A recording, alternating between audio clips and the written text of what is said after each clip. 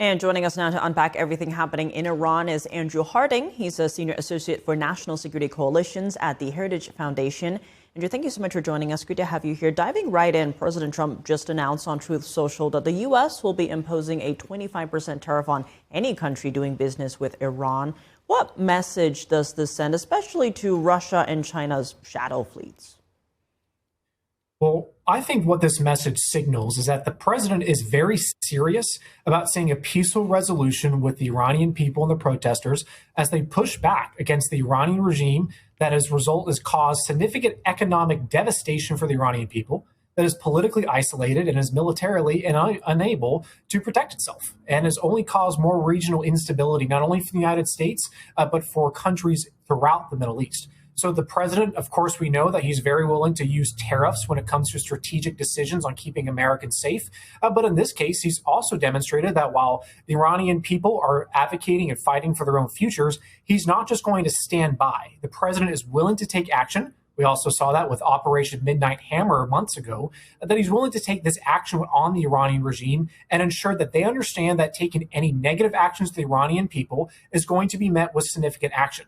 This also therefore signals to Russia and China that the president and the United States will not allow an Iranian regime to cause more regional instability. They want to see change. The president wants to see change. And Russia and China need to accept the United States will stand up for its people and for freedoms and democracies around the world.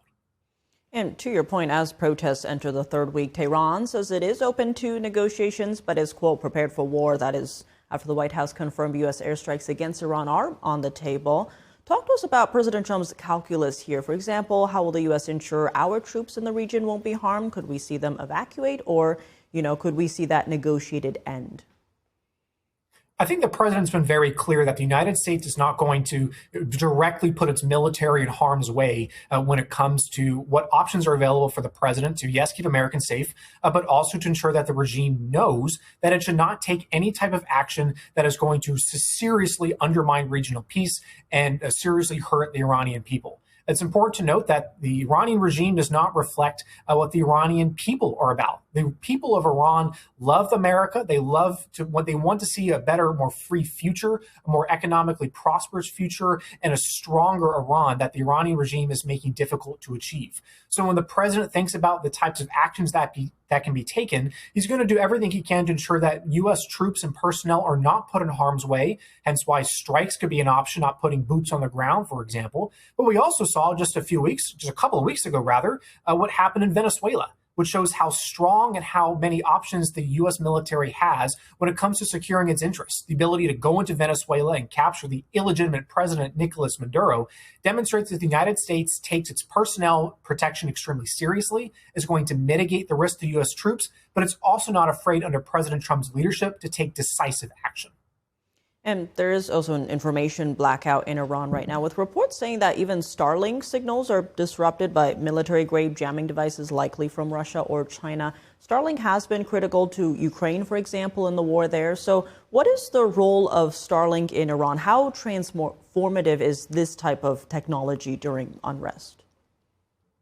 Starlink is extremely important, especially as the Iranian regime is cutting off internet access. It shows that the Iranian regime is scared. It shows that they are scared to see how the international, different countries around the world, but also international sentiment can resonate with the Iranian people. It puts a spotlight on the Iranian regime and the atrocities that they're willing to commit against their own people. So by having Starlink, it allows the Iranian people to share their stories, to share what they're seeing on the ground, to coordinate with their partners and friends across the world, and to, as a result, give the necessary information to, say, President Trump, the United States, the European Union, other partners, both at the state level and international level, to coordinate together on pressure against the regime to not take actions that further hurt the Iranian people. So by having this information ensures that people are safer, ensures that they're able to contact their loved ones across the world, but politically it forces that regime to know that they're being watched, that they can try to curtail information. They can try to prevent people around the world from looking at what's happening in Iran and holding the regime accountable. With Starlink, that accountability can be provided and ensure that the Iranian people are able to protect themselves and fight for a freer Iran.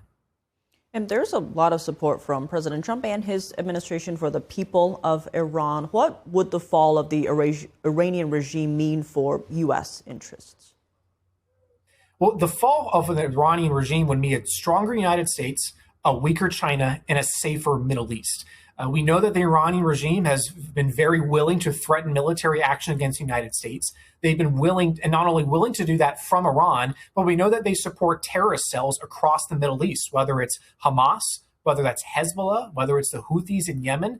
We know that Iran has its tentacles all across the region.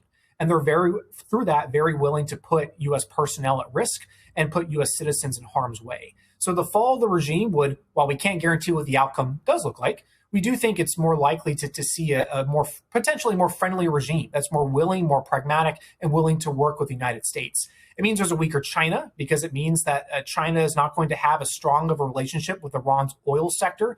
We know that the Chinese Communist Party is happy to prop up the Iranian regime and bypass different sanctions to keep that regime afloat. So by removing the regime, it allows a better opportunity to weaken China, to ensure that they're not willing to take any miscalculated risks against the United States. And finally, it means that there's a safer Middle East.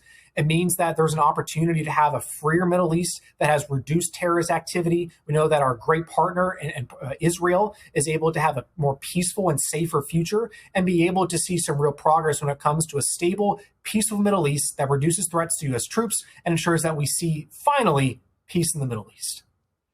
Andrew Harding, as always, thank you so much for joining us. Thank you for having me.